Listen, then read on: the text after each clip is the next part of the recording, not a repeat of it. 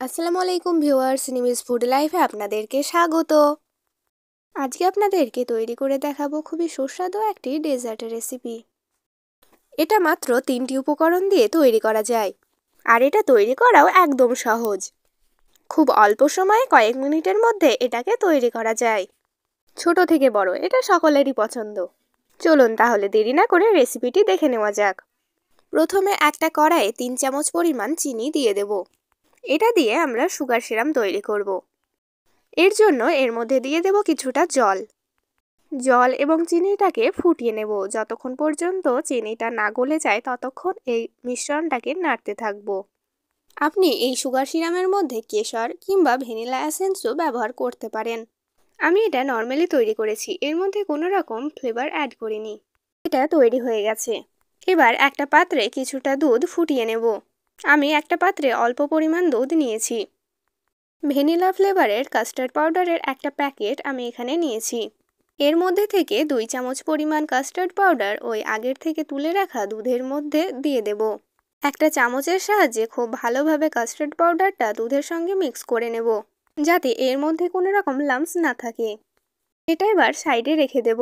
এখন এই দুধের মধ্যে স্বাদ অনুযায়ী চিনি দিয়ে দেব। দুধের সঙ্গে চিনিটা কিছুক্ষণ মিক্স করে ফুটিয়ে নেব, যাতে চিনিটা গলে যায়। এবার আগের থেকে গুলে রাখা কাস্টার্ড পাউডারটা এর মধ্যে দিয়ে দেব। এটা খুন্তির সাহায্যে 2 থেকে 3 মিনিট ভালোভাবে এই উপকরণটা নাড়তে থাকবো। এরপর দেখতে পাবেন এটা ধীরে ধীরে ঘন হয়ে এসেছে। লিকুইড উপকরণটা ঘন হয়ে এলে আমরা চুলা বন্ধ করে দেব। আমাদের কাস্টার্ডটা তৈরি হয়ে গেছে। এবার একটা পরিষ্কার এয়ারটাইট কন্টেনার নিয়েছি। এই পাত্রের নিচে টোস্টের একটা লেয়ার দিয়ে দেব। টোস্টগুলো সাজিয়ে নেওয়ার পর যে ফাঁকা অংশগুলো রয়ে গেছে সেগুলোতে টোস্টগুলো ভেঙে রেখে দেব। আগের থেকে তৈরি করে রাখা সুগার সিরাপটা এর উপরে দিয়ে দেব। সুগার সিরাপটা টোস্টগুলোর ওপরে খুব ভালোভাবে দেওয়া হয়ে গেলে আগের থেকে তৈরি করে রাখা কাস্টার্ডটা এর উপরে দিয়ে দেব। এর উপরে কিছুটা টোস্ট গুঁড়ো করেও আপনারা ছড়িয়ে দিতে পারেন। এই লিকুইড উপকরণ দিয়ে টোস্টগুলোকে ভালোভাবে কভার করে দিতে হবে। এখানে আপনারা কাস্টার্ডের একটা মোটা লেয়ারও দিতে পারেন। এবার আবারও একটা টোস্টের লেয়ার এখানে দিয়ে দেব। একইভাবে ফাঁকা অংশগুলোতে ছোট ছোট টোস্টের টুকরো দিয়ে এগুলোকে পূর্ণ করে দেব এবং এর উপরে সুগার সিরাপ দিয়ে দেব। এরপর এর উপরে কাস্টার্ডের একটা মোটা লেয়ার দিয়ে দেব।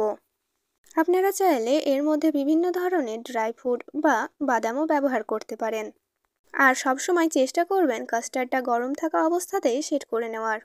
উপরের লেয়ারটা একটা চামচের সাহায্যে স্মুথ করে সেট করে নেওয়ার পর এর উপরে গার্নিশিংয়ের জন্য কিছুটা বাদামের টুকরো আপনারা ব্যবহার করতে পারেন।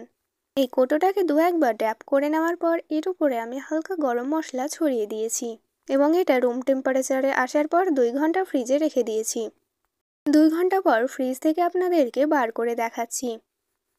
এটা আপনাদেরকে সার্ভ করে দেখাচ্ছি। 2 ঘন্টা পর এটা খুব সুন্দরভাবে সেট হয়ে গেছে। শীতের সময় হলেও এটা ঠান্ডা ঠান্ডা খেতে খুব ভালো লাগে। তাই আপনাদের কাছেও অনুরোধ রইল এটা একবার বাড়িতে ট্রাই করে দেখবেন। আশা করছি আপনাদের পছন্দ হবে। এতক্ষণ পর্যন্ত ভিডিওটি দেখার জন্য আপনার অসংখ্য ধন্যবাদ। ভিডিওটি ভালো লেগে থাকলে একটি লাইক দেবেন এবং চ্যানেলে নতুন হলে চ্যানেলটিকে সাবস্ক্রাইব করে দেবেন।